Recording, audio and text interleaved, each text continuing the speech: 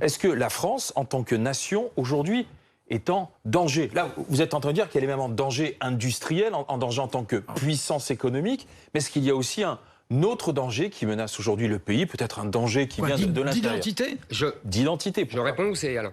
C'est moi. C'est toujours lui qui répond le premier. Ah, mais vous pouvez y aller, Alain, moi ça me gêne pas. Hein. Alors allez, Alain, allez-y, Alain. Comme vous veniez d'avoir la parole, c'est pour ça. Moi ça me gêne, c'est comme vous voulez. Allez. Vous avez raison, je distingue deux choses.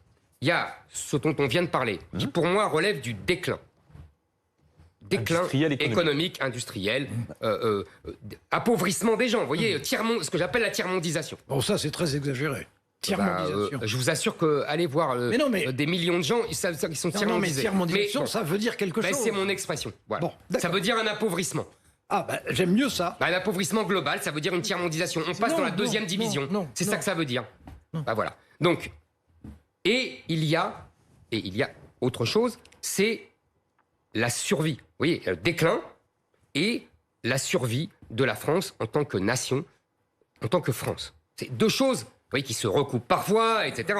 On l'a vu tout de suite. Mais là, je pense aujourd'hui que nous vivons une situation tragique qui est que si nous poursuivons cette invasion migratoire et cette islamisation de quartiers de plus en plus nombreux dans le pays, nous allons, sous 10 ans, sous 20 ans, vers un Liban en grand, et pire encore. Je ne suis pas d'ailleurs le seul à le dire. Je rappelle que François Hollande parlait de partition.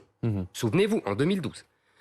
Ça finirait par une partition. Je vous rappelle, mais vous le savez tous, que le ministre Gérard Collomb avait dit des Français les uns face aux autres. Absolument. Non, Alain, pardonnez-moi. Il dit, ça finira par une partition. Je vous assure. Il était au futur. Vous êtes un prophète du malheur? Vous savez, je pense que la politique, puisqu'on parle toujours de politique, vous n'êtes pas un homme politique, etc. Je pense que la politique, c'est prévoir le pire et non pas le meilleur pour mieux l'éviter et pour mieux le combattre. Donc je pense effectivement que si nous continuons comme ça, avec nos 275 000 d'entrées légales par an d'étrangers, avec nos 140 000 ou 170 000 droits d'asile dont on expulse personne, alors qu'il y en a 80% de déboutés. Si nous continuons avec, je ne parle même pas des enfants là-dedans, qui sont dans les chiffres. Donc si nous continuons à peu près à 400 000 étrangers légaux, je ne vous parle pas des clandestins, parce que là, les spécialistes évaluent à peu près entre 400 000 et 800 000 clandestins. Ça dépend, j'ai lu encore... Stefanini dit 3 fois l'AME. Les gens qui touchent l'AME, c'est 300 000. Non, mais je suis d'accord que c'est ce que dit Stefanini, qui est un très bon spécialiste. Mais il y a d'autres spécialistes qui ont d'autres chiffres. Et on va vers la guerre civile? Je pense que la guerre civile, mon cher, elle est déjà là. Quand on va dans le Bataclan et qu'on massacre plus de 100 personnes à la Kalachnikov, ça s'appelle la guerre civile. Quand on égorge un prêtre dans son église, ça s'appelle la guerre civile. Quand on égorge un professeur et que sa tête roule sur la chaussée, ça s'appelle une guerre civile. Frédéric Salabarou, l'ancien secrétaire général de l'Élysée sous le temps de Jacques Chirac, dit que c'est vous qui provoquez la guerre civile avec ses propos. Eh ben voyons. Mais ça, vous savez, c'est toutes les élites qui disent ça. Mais c'est facile. Vous savez, on a cité Bainville tout à l'heure. On a cité Bainville. Vous êtes en Attendez, mais je vais répondre. Alors qu'Alain Duhamel aussi vous répondre. On a cité Bainville tout à l'heure. Bainville disait déjà à l'époque, vous savez, en 1920, je fais très vite. En 1920, il écrit un livre, Alain le connaît, qui s'appelle Les conséquences politiques de la paix, dans lequel il annonce tout ce qui va passer dans les années 30, alors que Hitler est encore un peintre du dimanche, uniquement en se basant sur les limites et les insuffisances du traité de Versailles. On lui dit exactement la même chose.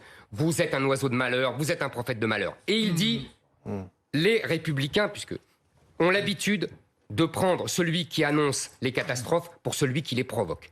Il aura eu raison, il aura été prophète de malheur.